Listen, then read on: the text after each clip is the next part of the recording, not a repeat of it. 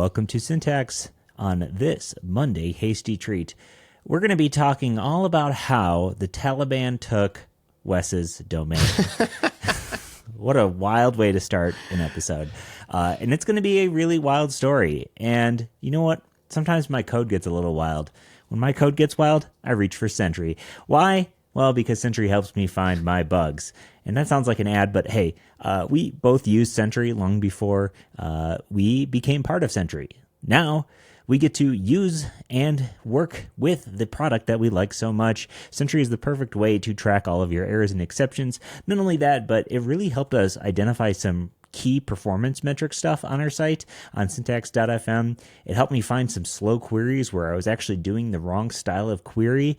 And it really just gave me confidence that when I shipped our Redis caching, that it made a huge impact on the loading times of each of our pages. So shout out to Sentry for that. They've been an awesome partner for Syntax, and this show is presented by Sentry at sentry.io/syntax. All right, the Taliban. So we're going to first tell the story because I think it's kind of interesting. And second, have some like cautionary tales about like you should think about what you're doing. You might think that your domain name is hilarious, but you should think about what could happen if your domain name goes missing or is revoked. So I owned boss.af, and .af TLD is Afghanistan, right? And I've had it for, I don't know, probably 6 or 7 years, and I used it to sell my stickers on because it's funny, it's short. I thought it was a good domain name. And I've told the story on the show. When I initially got it, I was unable to get an SSL certificate for it because of sanctions between who was offering the SSL certificate, which was Cloudflare, an American company, and they wouldn't do business with Afghanistan. So I had to use Let's Encrypt to get an SSL certificate for it. And I got an email probably about a year ago from Gandhi. Gandhi is who I registered the domain name with. They do a lot of odd domain names that you might not be able to get anywhere else. And generally the way it works is that they have a business in each of these countries and they sort of just proxy register it for you. That's how you're able to get some of these domain names when it's restricted to people of the country. And I got an email probably about a year ago from Gandhi being like, hey, like heads up, we've lost all contact with the Afghanistan Network Information Center due to the Taliban taking over the country in Afghanistan. And they said, if you have anything important on it, contact us or start making other arrangements. So I was like, oh, contact you. Maybe they have some like backdoor or something like I can keep the domain name. And they didn't reply at all. You know, I contacted like a couple times and just nothing. So I was like, all right, well, like the time is going to come someday that domain name is going to go away. And I because I couldn't renew it and I knew that it was going to expire at some point. And I had about 3 months left, but a couple days ago, I got an email, and we'll throw it up on the video right now. It just says, Boss.af has been suspended in the registry and will no longer be included in the zone file generation. This means that any services connected with this domain, such as websites or email addresses, will cease working shortly. So meaning that the people that control the .af domain name have taken my domain name out of their zone file, and it's no longer going to resolve to anything. So I was kind of out of luck. Luckily, it wasn't mission critical for me.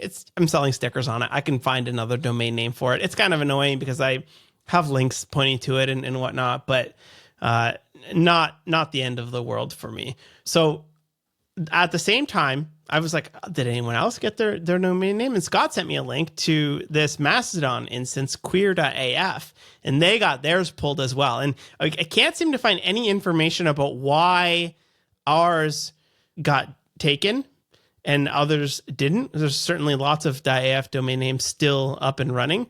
Really? But yeah, all those people say I can't find a way to re-register it or how to renew it because it's a hard thing to get money to a country that you're not allowed to send money to. You know, I have the same thing with people who want to take my courses from Iran, as they have a hard time trying to buy my courses because of sanctions and limitations on their credit cards. So when you purchase a domain Yeah. like that is country specific, like cat.cat, I had a company a long time ago, like 2012, called Folded Cat Creative was my company. And the logo was a little origami cat. It was actually super cute. And I really wanted to buy folded.cat, but cat was Catalonia. And when you buy something like that from a country, does that country themselves get the registration fee? Yeah, they do. They either run it themselves or they have another service sort of run it on behalf of them. In the case of Afghanistan, they ran their own. They have a Gmail address and a phone number on their website. They have a Twitter account that says, "Our website is down because of lack of knowledge of technology." So yeah, like they will get the registration, and more importantly, that country controls that TLD, meaning that if they want to, they can take the domain back from you, which a lot of people were really surprised to hear that, oh yeah, country, it's not some like GoDaddy or something like that has control of the internet. It's every single country that has their own TLD controls what websites are allowed to be under that TLD. And if they do not like boss.af, they are able to take it out of that zone file, and you are out of luck. Wow. Yeah, I thought that was really, really interesting. So I am trying to go through a process with another registrar that will register it on my behalf, and you can pay with crypto. I just don't know if it's worth it or if they will even do it. Because I just tried to buy it online, and it says pending, and that it hasn't gone through yet. So I don't even know if it's gonna go through or not. But I thought that was kind of interesting. Yeah, that's all very wild to me. Yeah. I always just looked at fun domains as kind of cute, fun little additions, but you never like think about the intricacies there beyond. Yeah, just intercountry feuds. Yeah. So it also happened to Notion. I don't know if you remember, a couple of years ago, Notion went totally black, and it's because Notion was running on Notion.so, Somalia. Yeah, what was SO? Like, why would they pick SO out of everything? Because they said because everything else was taken. And like a single word dot something that is very short is doable. And it seemed kind of cool. However, what happened in Notion's case was Somalia said, hey, listen up. We don't want anybody outside of Somalia using the domain names anymore. And then also sometimes what they do is they just go like, you can't have a second level domain name, like a notion.so. They only want to have like notion.gov.so. They only want to be able to do 3-level domain names. But in the case of Notion, they said, hey, like only Somalian companies can use .so. And you have like a year and a half to sort of get off this.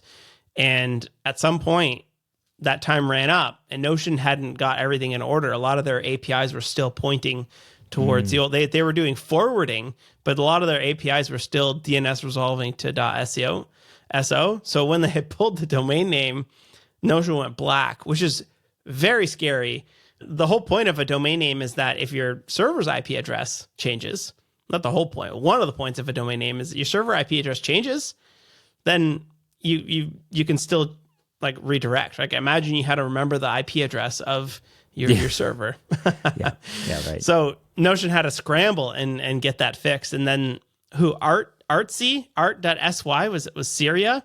And they got pulled. And I recently learned that AI is Anguilla, which is pretty interesting. Apparently they're making bank on everybody registering .ai domain names, and then famously .tv. Yeah. Sorry, let me interrupt there. If you want to see Anguilla, that's where I went last year for my vacation. Oh, we just really? Went to Anguilla. Yeah. There's on my Instagram and one of my stories, there's photos of my wife and I hanging out in Anguilla. And you know what? That's a very awesome little island. So shout out to Anguilla. If they're getting cash from the .ai, I got to love that for them.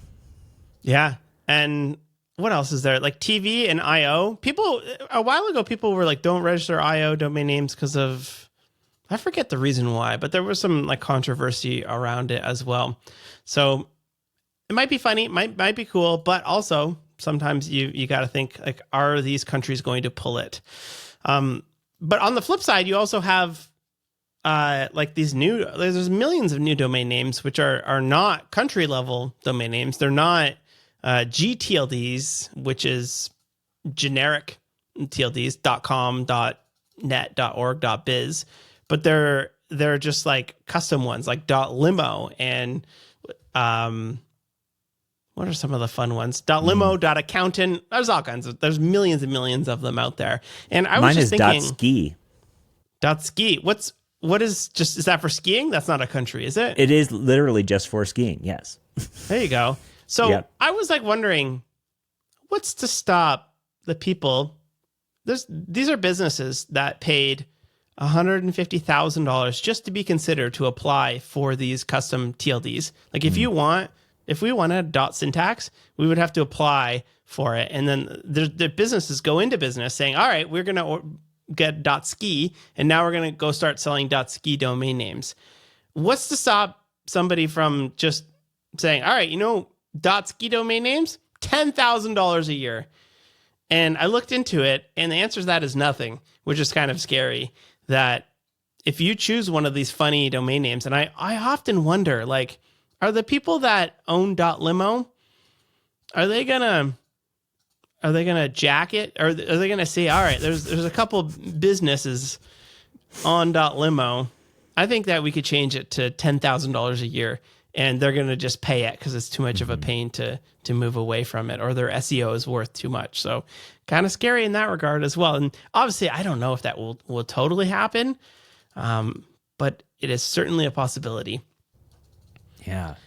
That's domain names. I want to end off. What are the best TLDs? What do you think the best TLDs are? Ski, obviously. Yeah.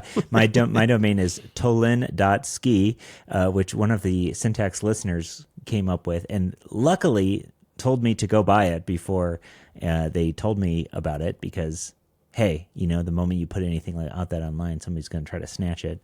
Yeah. Those ones are really good. I have a .io that I use for my domain name shortener. I still own west.tech, I think. When .tech used to sponsor this podcast, and I was like, hey. So they're a company, and like their domain names are very affordable. But if you want a 3-letter one, the price goes up a lot. Lots of domain names do that. And yeah, .dev is expensive. Dev is really expensive, yeah. Yeah.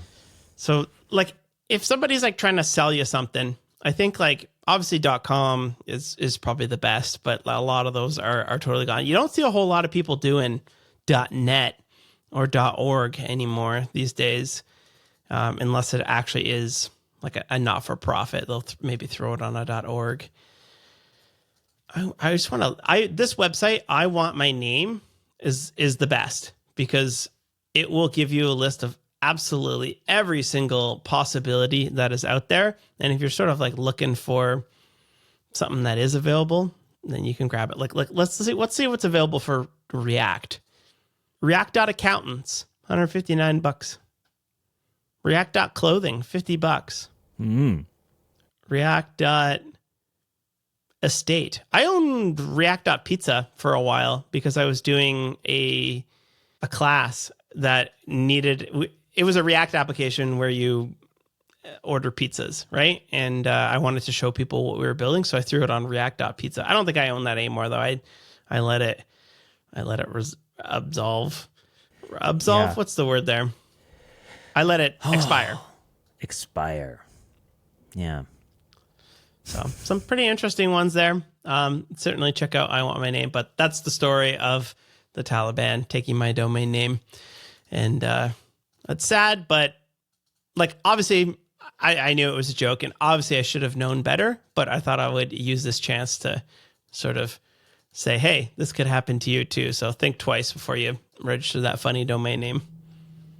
Yeah, it's funny because I'm glad you said that at the end there, because that was the first thing that I think about every single time that I see some of these don't buy whatever domains, they could take it. I think, oh yeah, that's not going to happen to me. That's the first thought that goes through my brain. So it's really helpful to have this experience from somebody, somebody I talk to every day. So there you go. All right. Thanks everybody for tuning in. Catch you later. Peace. Peace.